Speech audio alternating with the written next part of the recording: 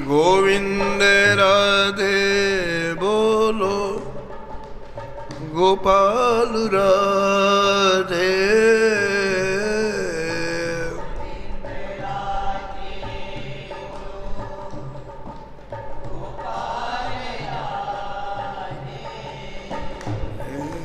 राधे राधे गोविंद गोविंद राधे।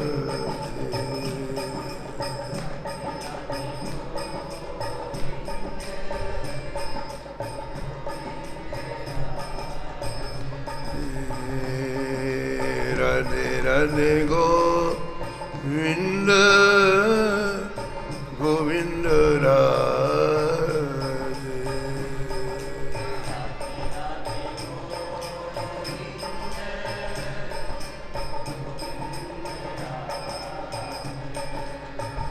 हे गोविंद राधे बोलो, गोपाल राधे।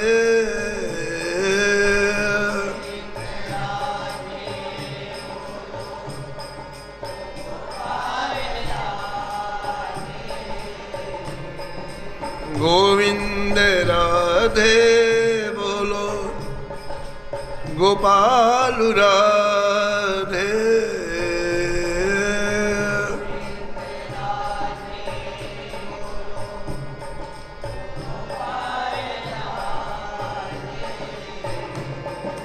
राधे राधे गोविंद गोविंद राधे।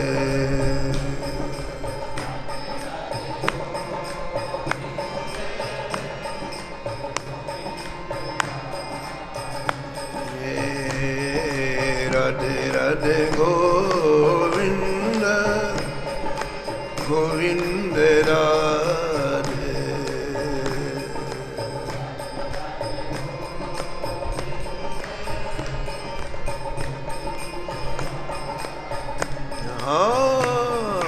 राधे राधे गोविंद गोविंद राधे।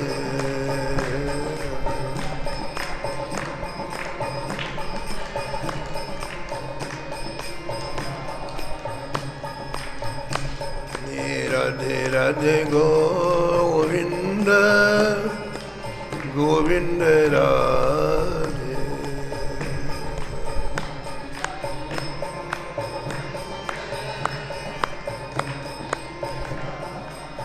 श्री जानकी वल्लभ लाल की, श्री मंगल मूर्ति हनुमान जी महाराज की, सपरिकर श्री भक्तमाल जी की, सब संत भगवान की, श्री स्वामी अग्रदास जी महाराज की, श्री नाभाजी महाराज की, श्री प्रियादास जी महाराज की, श्री वृंदावन धाम की, श्री बांके बिहारी लाल की, श्री राधा वल्लभ लाल की, श्री गिरिराज जी महाराज की, श्री यमुने महारानी की, श्री राम नाम महाराज की, श्री महाराज जी की जय जय श्री राम।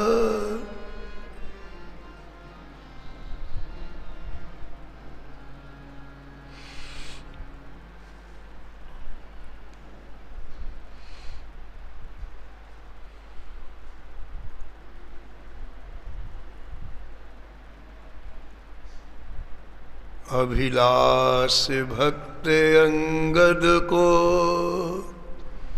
पुरुषोत्तम पूर्ण कियो।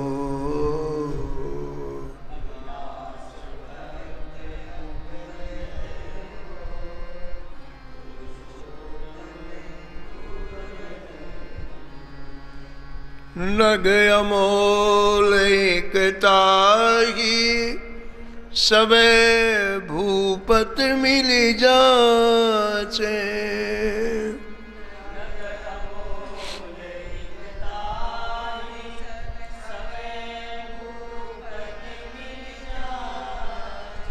साम दाम बहु करे, दास नाहिन मति काचे।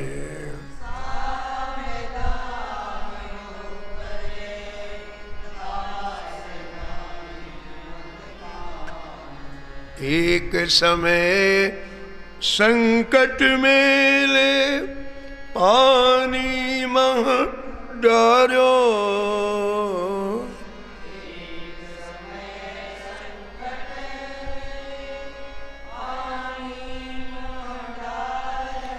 प्रभो तिहारी वस्तु, बदन ते बचन उचार्यो।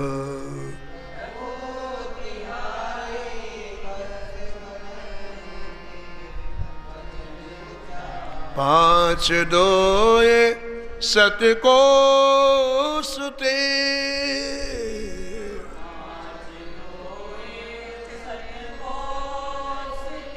हर हीरा ले उरे धर्यो।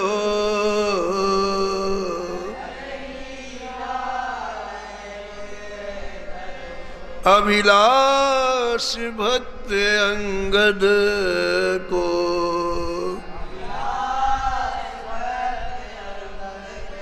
पुरुषोत्तम पूर्ण कियो।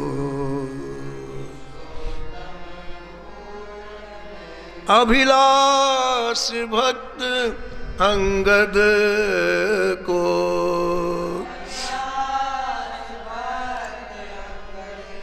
पुरुषोत्तम पूर्ण कियो।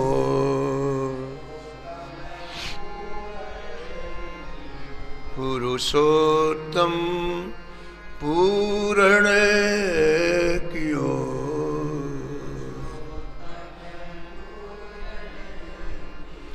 श्री नाभा गोस्वामी जी इस छप्पे में परम भागवत श्री अंगद जी का स्मरण किया है और निष्कर्ष के रूप में कहते हैं कि इस कलयुग में भक्तराज अंगद की अभिलाषा को श्री जगन्नाथ भगवान ने पूर्ण किया।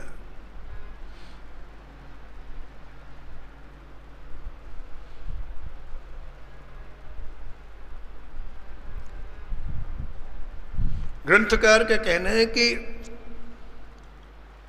जब हम ये श्रवण करते हैं, कथन करते हैं कि अमुक भक्त की अभिलाषा को ठाकुर जी ने पूर्ण किया, तो हमारे हृदय में एक विश्वास जागृत होता है कि हमारी भी कोई अभिलाषा होगी, उसे ठाकुर जी पूर्ण करेंगे।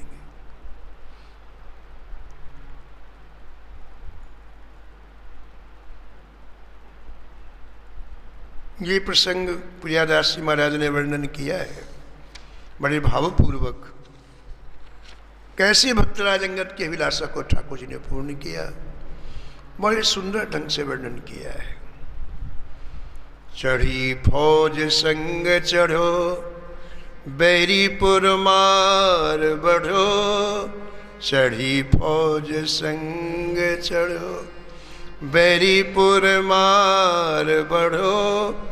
कढ़ो टोपी लेके हीरा, सत एक पीन हुए। कढ़ो टोपी लेके हीरा, सत एक पीन। आपने पूर्व में सुना है कि भक्तराज अंगद अपनी पत्नी के उपदेश से परम भागवत बन गए। संत गुरुदेव में उनकी निष्ठा हो गई, जीवन का मूल समझ गए। कुछ भाई जी सन्मान प्रसाद प्रहलाद जी एक बड़ी अच्छी बात कहते हैं कि जिस दिन ये हमारा हृदय निश्चय कर ले विषयों में सुख नहीं है, उस दिन जीवन का प्रारंभ होता है। जो अंगद विमुख थे आज पत्नी को उपदेश से सम्मुख हो गए। संत अच्छे लगने लगे, गुरुदेव अच्छे लगने लग गए। महाराज परम वैष्णव का रूप धारण कर लिया। गले में तुलसी जी की कंठी पहन ली, माला पहन ली, तिलक लगा लिया और पूरी अंतःकरण की प्रीति ठाकुर जी में हो गई। सेनापति थे, राजा सिलेरी सिंह ने युद्ध के लिए भेजा। आपने वीरतापूर्वक युद्ध किया, उस राजा को हरा दिया युद्ध में। और पहले ऐसा ही परंपरा थी कि जिस राजा को हराया जाए उसका पहले कोष कब्जे में किया जाए, खजाना कब्जे में किया जाए। तो अंगद सिंह जी ने अपने सैनिकों के द्वारा पूरा खजाना बैलगाड़ियों में लदवा करके राजा के राज्य में भेजा। इस तरह से वहाँ आपको एक विलक्षण वस्तु प्राप्त हुई। उस राजा की एक टोपी प्राप्त हुई जिसमें 100 हीरे थे, 99 छोटे छोटे हीरे थे। एक हीरा बड़ा अलौकिक था, अद्भुत था। उस बड़े हीरे के प्रभाव से पूरा कक्ष दम दम दमक रहा था, अत्यंत प्रकाशित हो रहा था। आप ऐसे समय में, युद्ध के समय, आपका हृदय कितना भक्ति से परिपूर्ण था अंगद जी का। आपने उस अलौकिक हीरा को देख करके ऐसा मनोरथ किया कि ये हीरा तो श्री जगन्नाथ भगवान जब धारण करेंगे तो उनका स्वरूप बहुत सुंदर लगेगा, बहुत अच्छे लगेंगे। ये अलौकिक चीज है और अलौकिक चीज ठाकुर जी को समर्पित करना चाहिए। ऐसा भाव रख करके आपने उस हीरे को निकाला और अपनी पगड़ी के बीच में छिपा करके रख लिया, किसी की दृष्टि न पड़ जाए, किसी के मन में इसकी याचना के लिए इच्छा न हो जाए। इस भाव से आपने उस हीरे को अपनी पाग में छिपा लिया।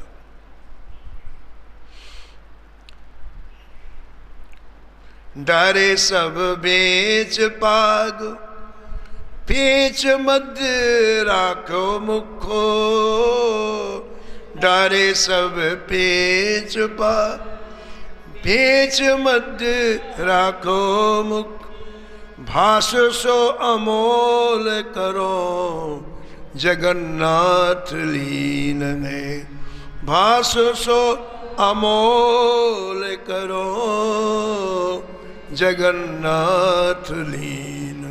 जगन्नाथ लीन है, जगन्नाथ लीन है, जगन्नाथ लीन है, जगन्नाथ लीन।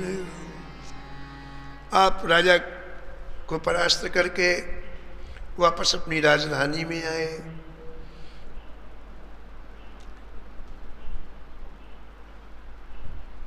पहले परंपरा थी कि युद्ध में जो खजाना लूटा जाए वो आधा खजाना सैनिकों को बांट दिया जाता था, क्योंकि बहादुरी पूर्वक लड़े हो। तो आधा खजाना सैनिकों को बांट दिया गया और आधा खजाना राजा के कोष में जमा हो गया। अंगद जी की बड़ी प्रशंसा की गई कि इनके नेतृत्व में युद्ध जीता गया और सामान्य स्थिति हो गई। आपने क्या किया कि एक हीरा तो जगन्नाथ जी के लिए आपने सुरक्षित रख लिया, लेकिन जो छोटे छोटे 99 हीरे थे उन हीरों से आपने संत सेवा की। एक हीरा बेच देते, फिर संतों की बड़े सेवा करते, फिर ऐसे पूरे 99 हीरे संतों की सेवा में लगा दिए। बड़ा सुख मिला। एक दिन एक सिपाही ने राजा सिलेरी सिंह से कहा, महाराज सेनापति ने आपको एक अलौकिक हीरा दिया कि नहीं दिया? बोले कैसा अलौकिक? कहाँ का अलौकिक? कहाँ की बात कर रहे हो? बोले हजूर अभी अभी जहाँ युद्ध हुआ था 1 महीने पहले, वहाँ अंगद जी को एक ऐसा अलौकिक हीरा प्राप्त हुआ है जो आज तक कभी देखा नहीं गया। मैं दूसरे कक्ष से देख रहा था उस अलौकिक हीरे को, तो क्या उन्होंने आपको दिया नहीं? बोले नहीं, हमको तो पता ही नहीं है। उस हीरे की विशेषता सुन करके राजा के मन में लोभ जागृत हुआ कि श्रेष्ठ वस्तु तो राजा के पास रहना चाहिए, सेनापति के पास क्या रहना चाहिए। फिर मन में आए कि बुला करके समझा बुझा करके मैं हीरा ले लेता हूँ।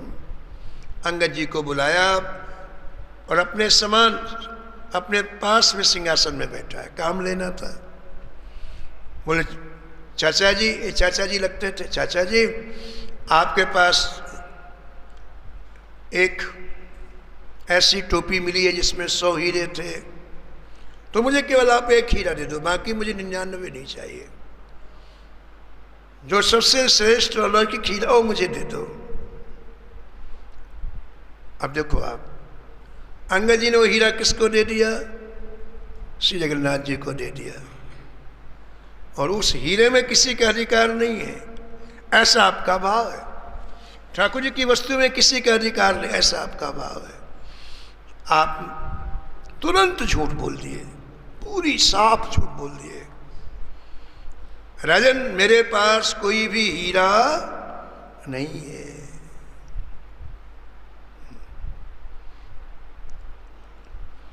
बात तो छोटी है, हम भी 100 बार झूठ बोलते हैं दिन में, लेकिन अपने स्वार्थ के लिए बोलते हैं। हम झूठ तो बोलते लेकिन अपने लिए बोलते हैं, हमें लाभ हो जाए, हम सजा से बच जाएं, दंड से बच जाएं। दिन में हम भी 100 बार झूठ बोलते हैं, लेकिन कोई श्री ठाकुर जी को सुखी करने के लिए झूठ बोले, इससे हमारे ठाकुर जी को सुख होगा। कोई ठाकुर जी को बीच में रख करके श्री ठाकुर जी के लिए झूठ बोले, वो उपासना बन जाती, वो आराधना बन जाती। आपने पहले दिन सुना था कि कभी कभी धर्म भी अधर्म बन जाता है और अधर्म धर्म बन जाता, वो यही है। जब लक्ष्य ठाकुर जी होते हैं तो संसार में जो बुरी कहने वाली क्रियाएं हैं वो क्रियाएं श्रेष्ठ बन जाती हैं, वंदनीय बन जाती हैं। चोरी करना अच्छी बात है क्या? लूट मार करना क्या अच्छी बात है? नहीं है। और हरपाल जी ने पूरे जीवन यही किया, चोरी की, राहजनी की, डकैती की, लेकिन किसके लिए किया? संतों के लिए किया। अपने शरीर में उसका एक बिंदु भी उपयोग में नहीं लाते थे। न जाने कितने वर्षों तक आपने चोरी करके, राहजनी करके 5000 संतों की सेवा प्रतिदिन की, और देखो वो उनकी आराधना बन गई, उपासना बन गई। स्वयं गोविंद उनके यहां चल करके आए। एक नहीं, न जाने कितनी ऐसी घटनाएं भक्तमाल में हैं। जब लक्ष्य ठाकुर जी बन जाते हैं उसमें हमारा कोई स्वार्थ ना हो, हमें केवल एक ही अंतर रहने की एक ही मनोरथ हो, एक ही इच्छा हो, इससे हमारे ठाकुर जी को सुख मिलेगा। तो यही सामान्य क्रियाएं अलौकिक हो जाती हैं, दिव्य हो जाती हैं। संसार के सामान्य पदार्थ दिव्य बन जाते हैं। केले की क्या कीमत है बताओ आप? केले की कोई बहुत बड़ी कीमत है क्या? नहीं है। लेकिन चोखा मेला वो केला जब विट्ठल जी को अर्पित करते हैं तो ठाकुर जी उस केले का कितना मूल आंकते कि हमेशा पूजा करने वाले पुजारियों के लिए दरवाजा बंद कर देते हैं। बड़े बड़े जो ब्राह्मण थे पूजा करने वाले, उनके लिए दरवाजा बंद। वो कहते हैं महाराज हमसे क्या गलती हो गई, तुमने मेरे चोखा मेला के केलों को क्यों वापस कर दिया? इसलिए चोखा मेला को पालकी में बैठा के लाओ, तब दरवाजा खुल। दरवाजा नहीं खुला। बेरों की क्या कीमत है बताओ आप? कोई कीमत है क्या? लेकिन वही बेर जब राम जी को अर्पित किए जाते हैं प्रीति पूर्वक, तो उन बेरों का डंका 14 लोकों में बज गया। सबरी के बेरों की चर्चा ऐसा कोई प्रसंग नहीं जहाँ राम जी ने ना किया हो। ये है क्या? वस्तु वही है, पदार्थ वही है, लेकिन जब उसको ठाकुर जी के साथ जोड़ दिया जाता है तो दिव्य हो जाता है, वो महान हो जाता है। तो हीरे को जोड़ दिया ठाकुर जी से, अब वो हीरा सेफ रहे, ठाकुर जी के लिए रहे, इसलिए अंगद जी कोई भी रिस्क नहीं लेना चाहते। उन्होंने कहा हमें कोई हीरा नहीं मिला। तो राजा ने साम से काम लिया, दाम से लिया। दंड और भेद दो नीतियां और हैं। अब भेद से काम ले रहा है। अंगद जी की विधवा बहन थी। अंगद जी की पत्नी का देहांत हो चुका है। वो विधवा बहन जिसकी एक बेटी भी है छोटी सी, वो अंगद जी के महल में ही रहती थी, अंगद जी का भोजन बनाती थी। तो राजा की वो बुआ लगती थी। राजा ने उससे एक दिन अपने सिपाहियों के द्वारा बुलवाया, एकांत में बात की और कहा कि देखो बुआ जी, बहुत ज़रूरी बात कहनी थी, बहुत दिन से मैं कह नहीं पाया। बात यह है कि हमारे पिताजी आपको बहुत सारी संपत्ति देना चाहते थे। कई गांव आपके नाम पट्टा लिख रहे थे जब राजा थे, लेकिन आपके भाई साहब हैं ना जो अंगद जी, इन्होंने मना कर दिया। बोले नहीं नहीं, देने की आवश्यकता नहीं, इसलिए अंदर से आपसे द्वेष मानते हैं। ऊपर से तो आपका सम्मान करते हैं, आपको अपने समीप में रख, लेकिन अंदर से द्वेष मानते। तो मैंने केवल इसलिए बुलाया है कि जो काम पिताजी ने करना था वो अब मैं करने को तैयार हूँ। मैं आपको कई गांव के पट्टे लिखने के लिए तैयार हूँ, लेकिन दोबारा मना करेंगे तो यदि आप थोड़ा सा काम कर दो तो आसानी हो जाएगी। आप भोजन बनाती ही हो, भोजन में विष मिला दो, इनकी मृत्यु हो जाएगी, तो फिर आसानी से मैं कई गांव का पट्टा तुम्हारे नाम कर दूंगा।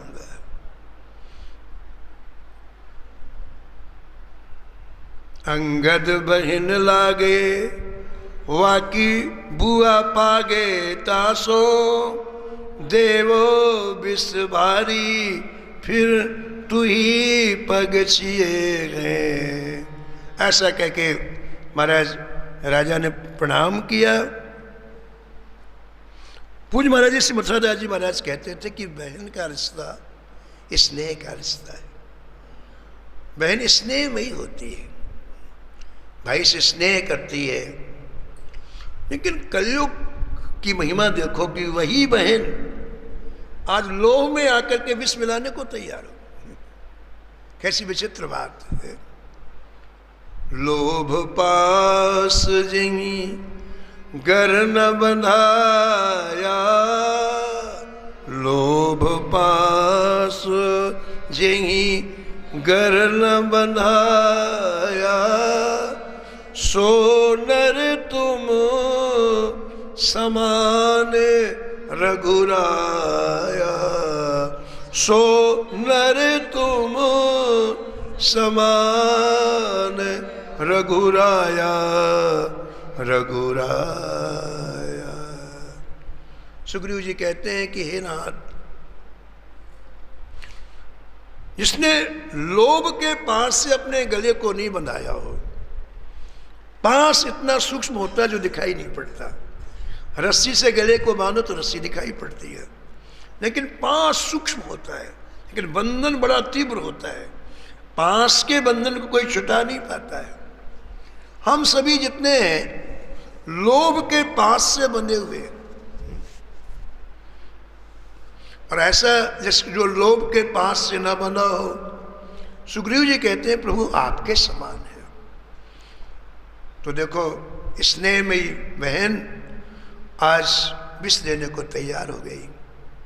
राजा ने अपने हाथ से विष दिया, असली विष दिया। बहन आ गई, रोज की तरह रसोई बनाई।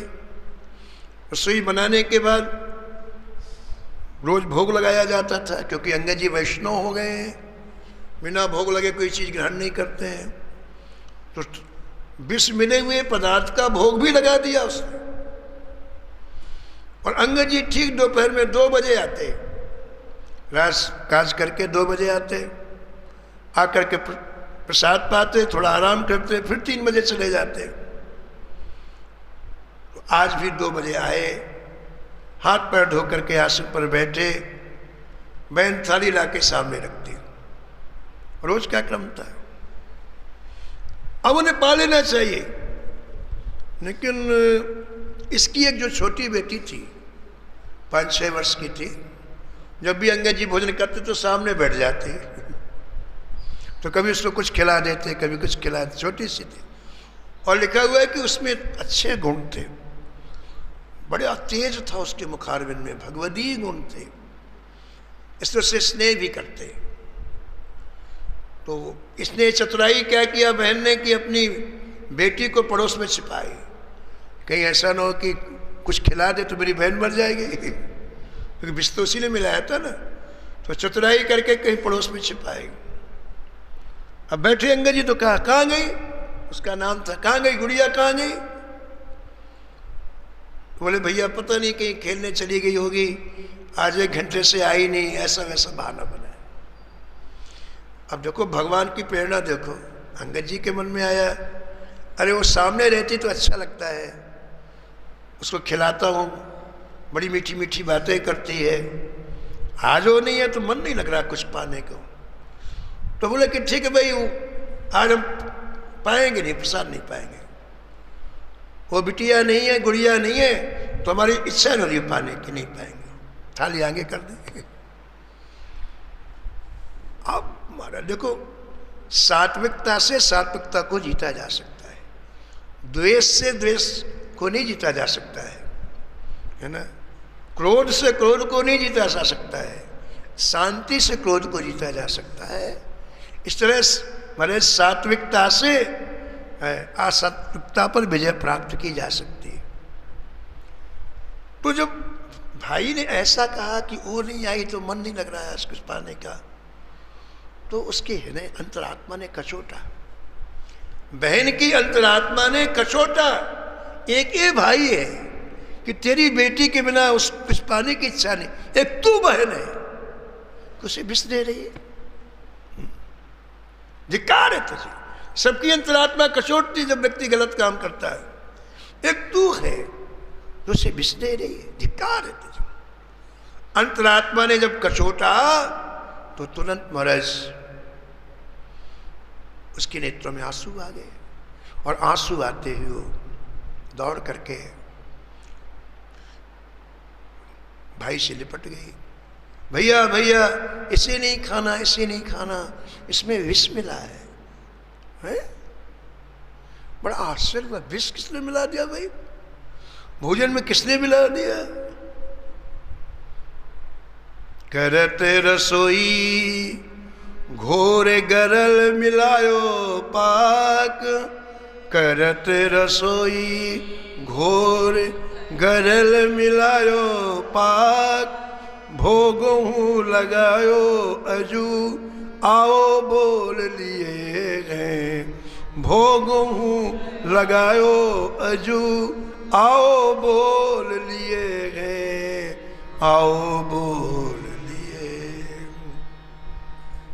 महाराज जी कहते थे श्रीमती राधा जी महाराज की, अंगद जी आश्चर्यचकित हो गए, मैंने कभी इसको कठोर शब्द भी नहीं बोले, कभी इसका अपमान नहीं किया, फिर इसको विष मिलाने की क्या आवश्यकता पड़ गई?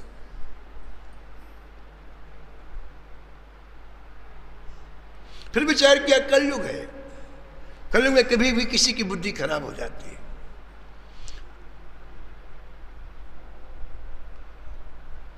कुछ नहीं बोले, पता चल गया इसने विष मिला है, फिर भी कुछ नहीं बोले, सहन किया उस बात को। फिर कहा कि याद आया कि कहीं इसने ठाकुर जी का भोग तो नहीं लगाया, तो पूछा ये विष मिले पदार्थ को तुमने ठाकुर जी को तो अर्पित नहीं किया? और उसने तो भोग लगाया था। बोले भैया मैंने ठाकुर जी को भोग लगाया है। तब अंगद जी अपने आप को नहीं रोक पाए। अंगद जी का क्रोध चरमोत्कर्ष बिंदु पर पहुंच गया। अरे ये कैसी दुष्टा है, कहां सुकोमल ठाकुर जी, कहां ये विष, इस विष मिले पदार्थ को ठाकुर जी ने पाया होगा तो ठाकुर जी को कितना कष्ट हुआ होगा, कितना दुख हुआ होगा।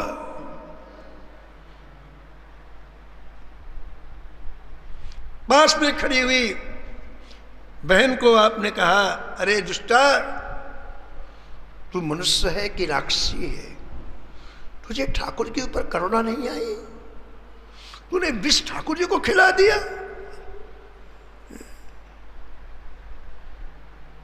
धीरज धर भरी लेहि उसासा, धीरज धर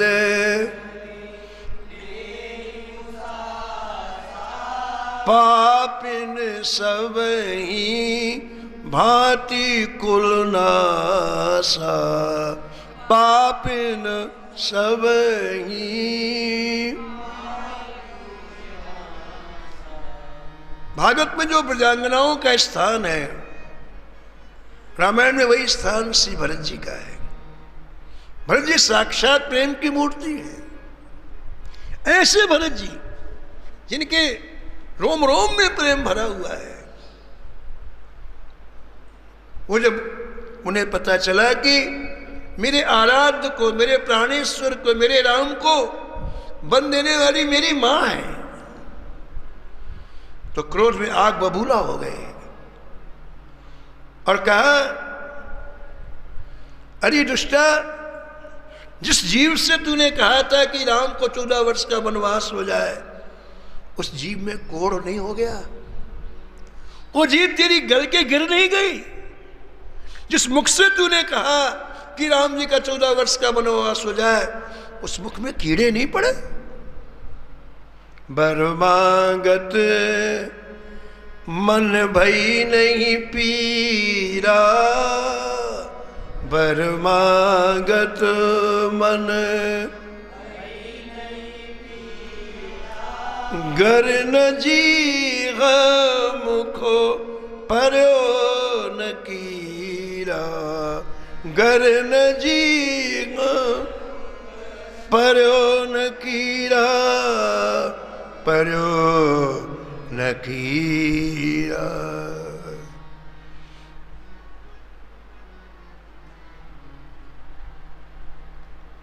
अब तूने ठाकुर जी को ये चीज खिला दिया है, मैं इसे पाऊंगा। भोग लग गया ठाकुर जी का, मैं इसे पाऊंगा। अब देखो आप, निष्ठा देखो आप, पता है विष मिला हुआ है और खाते ही मर जाना है,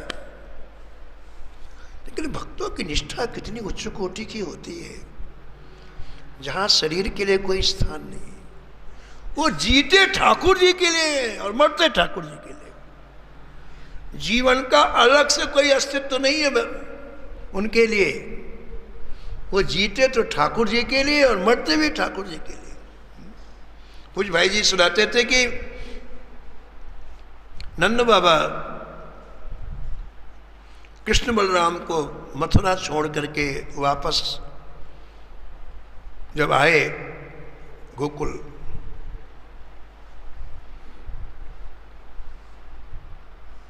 तो यशोदा मैया छकड़े की आवाज सुनकर के दौड़ के बाहर आई। तो क्या देखा कि नंद बाबा छकड़े से नीचे उतर रहे हैं, रथ से नीचे उतर रहे हैं। दोनों का पता नहीं, कृष्ण बलराम का पता नहीं। तो बेहोश होके गिर पड़े, यशोदा जी बेहोश होके गिर पड़ी। जब थोड़ी देर के बाद होश आया, जब यशोदा जी ने पूछा कि कन्हैया कहाँ है,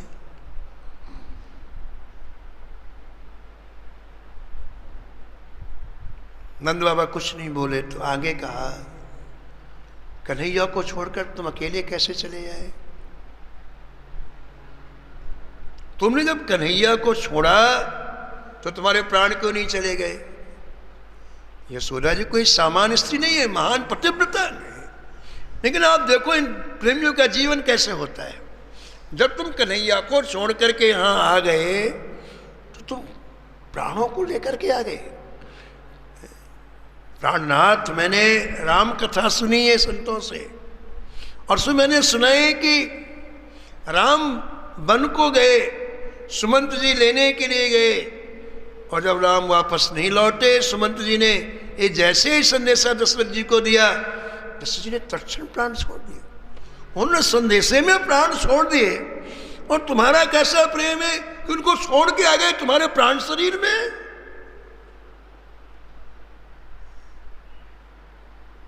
तब नंद बाबा बोले, अरे महरी, निश्चित रूप से मेरे प्राण जा रहे थे, मैं प्राण को छोड़ ही रहा था। एकाएक कन्हैया दौड़ के आ गया, मेरी गोद में बैठ गया। बाबा बाबा तुम चलो, मैं पीछे से आऊंगा, तुम चलो मैं पीछे से आऊंगा। जब उसने ये कहा तो यशोदे मेरे मन में आया कि यदि मैं प्राण छोड़ दूंगा और कन्हैया गोकुल पहुंचेगा और जो नंद बाबा उसे नहीं मिलेगा तो उसे बड़ा दुख होगा। उसे दुख ना हो इसलिए मैंने प्राण रखे, नहीं तो प्राण कब का छोड़ देता। कन्हैया को दुख ना मिले आने के बाद, इसलिए मैंने प्राणों को धारण किया है। भक्त का जीवन ठाकुर के लिए और भक्त का मरना भी ठाकुर के लिए, उसका निज कुछ भी सुख नहीं होता है। इसलिए अंगद जी ने वो बिस्मिल्लाह पूरा का पूरा थाल लिया और दरवाजे के अंदर चले गए। बहन खूब रोकती रही लेकिन किसी की नहीं मानी, धक्का दे दिया, दरवाजा अंदर से बंद कर लिया अपने कक्ष का, और पूरा का पूरा प्रसाद पाया। उन्हें पता था इसमें बिस्मिल्लाह है, मरना है, बस वहीं लेट गए चद्दर ओढ़ करके। एक क्षण के बाद मृत्यु हो जाए, 2 क्षण के बाद मृत्यु हो जाए, और अंतिम समय भगवान नाम लेना चाहिए। इस विचार से चित्त वृत्तियों को समेट करके अंगद जी और भगवान नाम ले रहे हैं। राम कृष्ण हरि जय जय राम कृष्ण हरि, राम कृष्ण हरि जय जय राम कृष्ण हरि।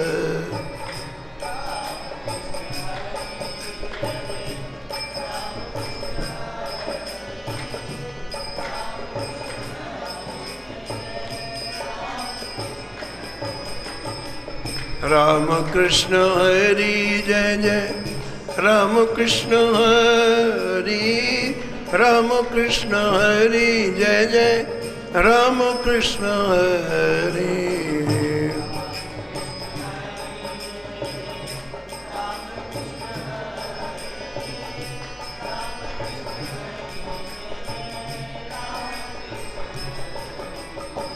राम कृष्ण हरि जय जय राम कृष्ण हरि,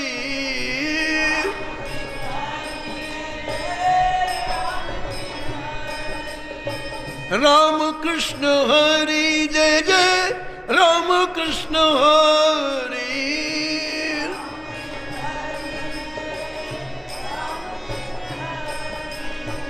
राम कृष्ण हरि जय जय राम कृष्ण हरि, राम कृष्ण हरि जय जय राम कृष्ण हरि।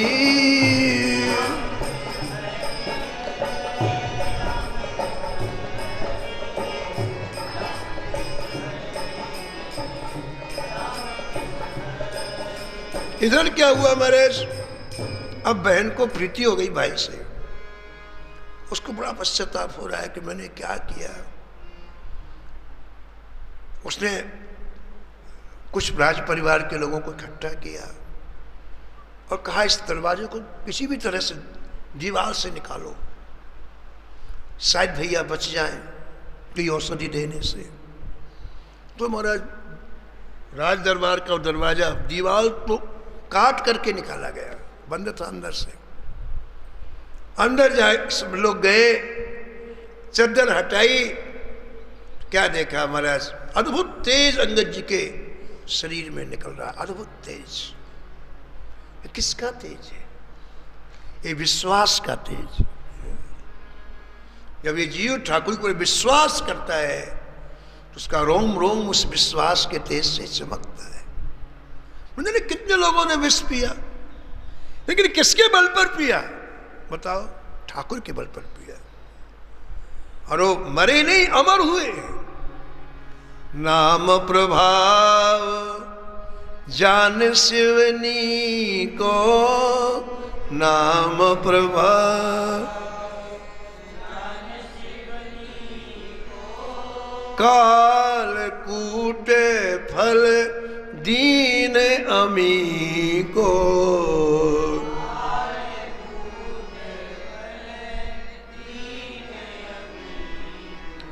गरल सुधार कर मिताई,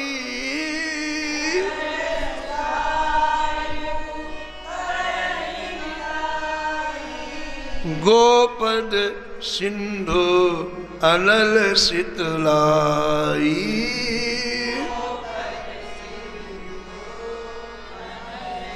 गरुड़ सुमेरु रेणु समुताही, गरुड़ सुमेरु राम कृपा कर चितवा जागी, राम कृपा कर चितवा जागी, चितवा जागी। महाराज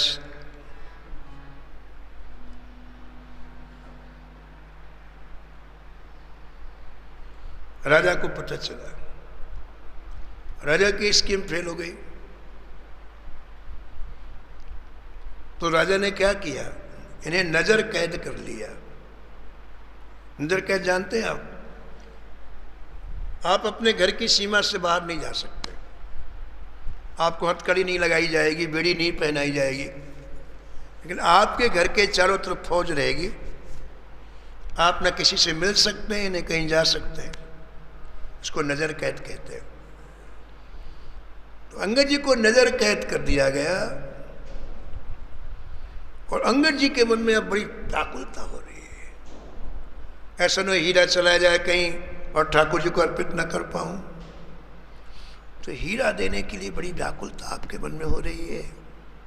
आप नजर कैद है, कहीं जा ही नहीं सकते।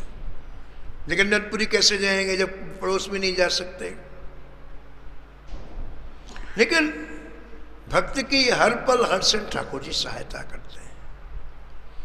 एक दिन आप रात में आपको नींद नहीं आती थी,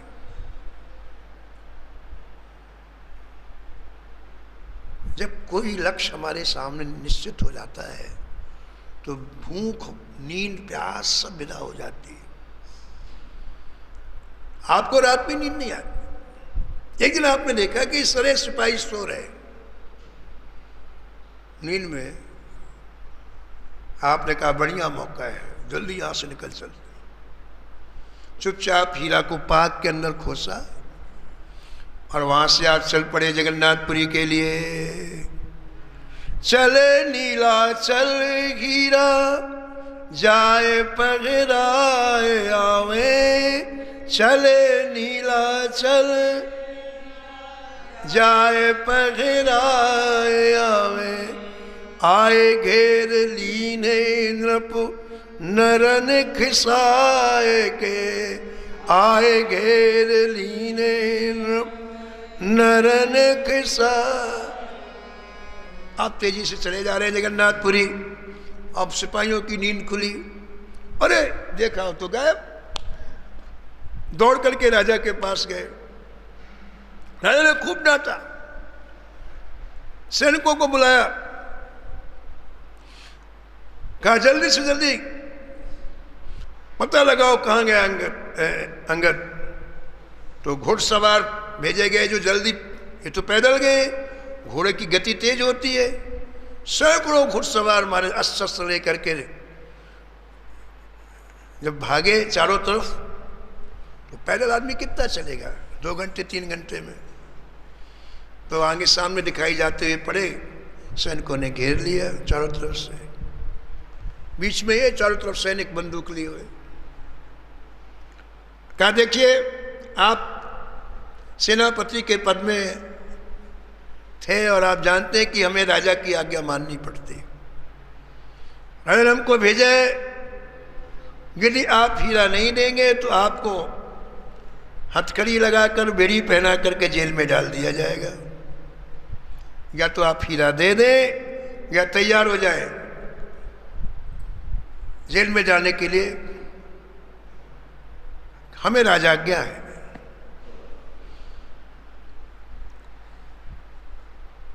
संकट आया।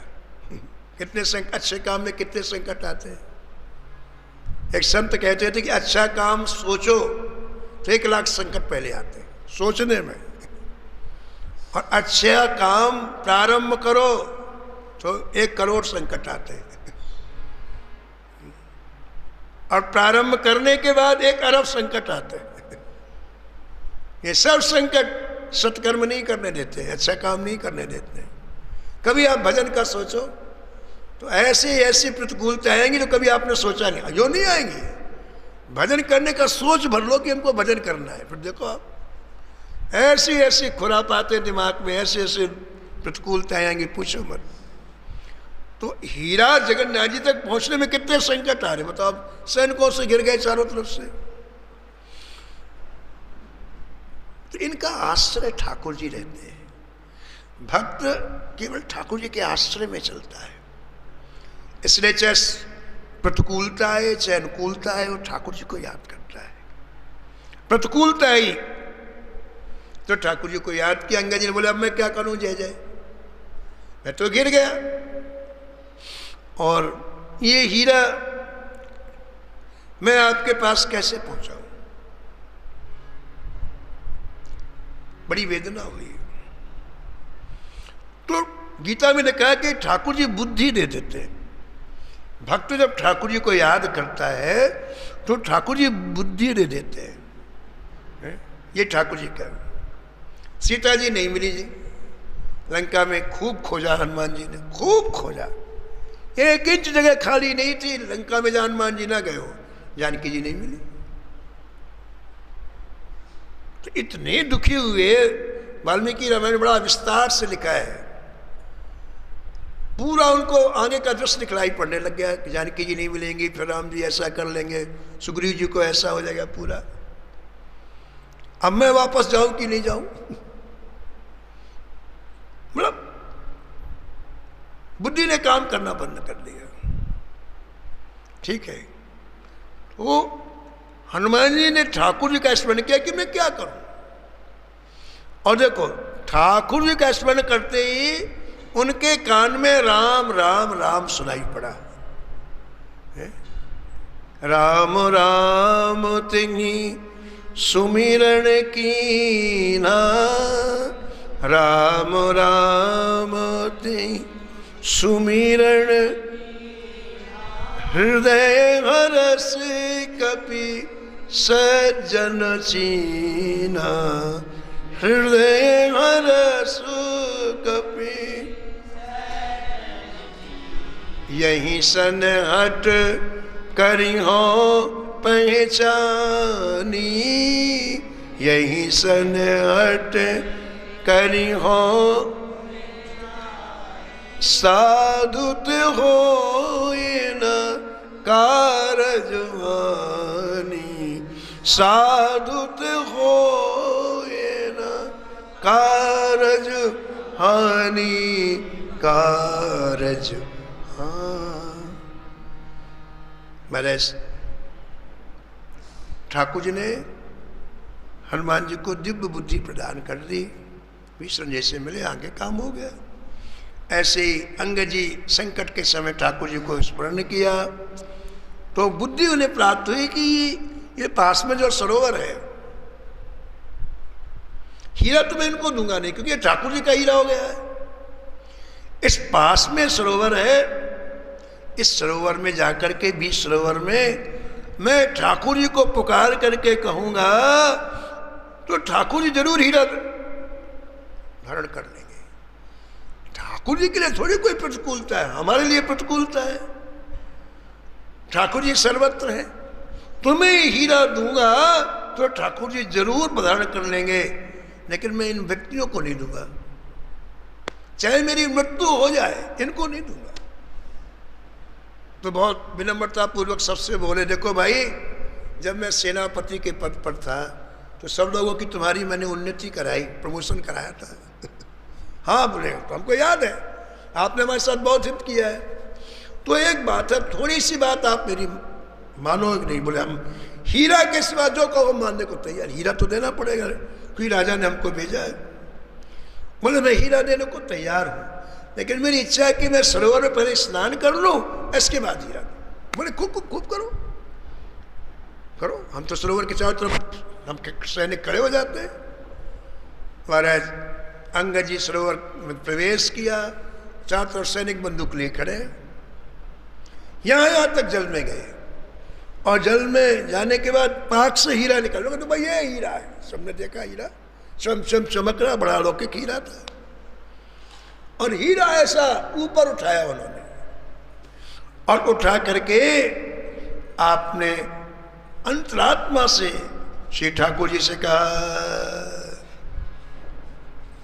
प्रभो तिहारी वस्तु, प्रभो तिहारी वस्तु, बदन ते बचन उचार्यो, बदन ते पांच दोए सत कोस ते, पांच दोए हर हीरा ले उर धर्यो, हर हीरा। देखो भक्ति की आवाज में कितनी ऊर्जा होती है। निर्बल होके, असहाय होके, जय जय मैं तो आपके पास नहीं जा सकता, लेकिन आप तो मेरे पास आ सकते हैं। आपकी वस्तु मैं कैसे इन विमुखों को दे दूं? ये आपकी वस्तु है, जय जय आप इसे धारण करें। और उनकी उस आर्तनाद को, आर्तनाद निकलता तब है। आर्तनाद नहीं, हृदय की आवाज ये निकलती तब है जब संसार के सब आश्रय हमसे अलग हो जाए।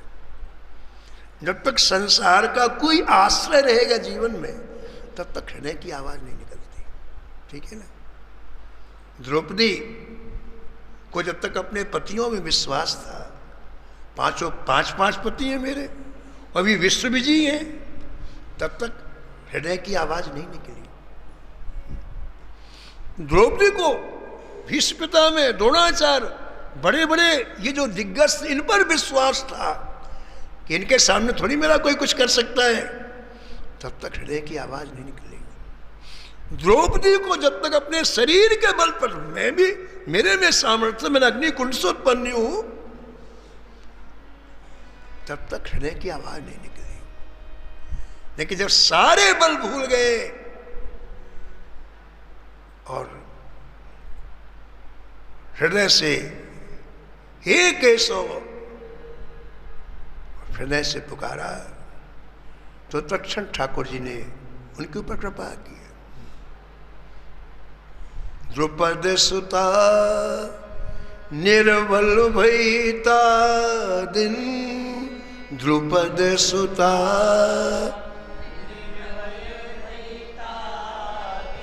गहलायो निज धाम,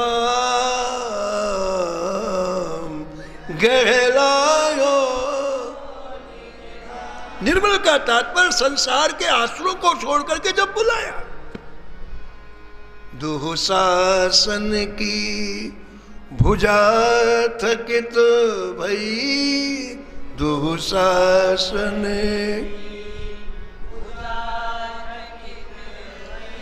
बसन रूप भय श्याम, वसन रूप भय श्याम।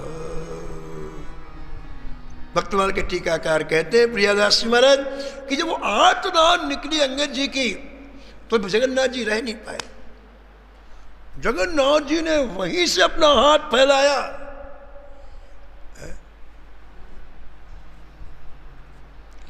रायसेनगढ़ राजस्थान में है, और कहाँ जगन्नाथपुरी उड़ीसा में। बूढ़ी सास से हाथ लंबा किया नीचे नीचे अंडरग्राउंड, और वो कहाँ आ गया? तालाब में। अंगद जी ने हीरा उछाला, प्रभु तिहारी, बोले लो प्रभु, मेरे में सामर्थ्य नहीं आपके पास आने की, आप इसे स्वीकार करो। तो नीचे नीचे ठाकुर जी ने हाथ फैलाया, मेरे भक्त के मूलवान वस्तु कहीं गिर ना जाए नीचे जल में। अपने हाथ में हीरा ले लिया था। कहाँ इतना लंबा, 700 मील कोस, 5 दोए सतकोस थे, 700 कोस का लंबा हाथ। ठाकुर जी ने यूं हाथ में हीरा लिया और अपनी भक्ति की प्रसन्नता के लिए तुरंत धारण कर लिया। बोला भक्त वत्सल भगवान की। वस्तु है तिहारी प्रभु लीजिए उचारी, वस्तु है तिहारी। बाणी लगी प्यारी, बाणी लगी प्यारी, और धारी सुख पाए के। बाणी लगी प्यारी और धारी सुख पाए के, सुख पाए। भगवान भक्ति की अभिलाषा को पूर्ण करने के लिए उस अलौकिक हीरा को धारण किया है, लेकिन अभी श्री अंगद जी को पता नहीं है। इसलिए भक्त को सुख तब मिलेगा जब हीरा पहने हुए ठाकुर जी को देखेगा। तो ठाकुर जी कैसे बुलाते हैं और कैसे दर्शन होता है, ये कथा आप कल सुने।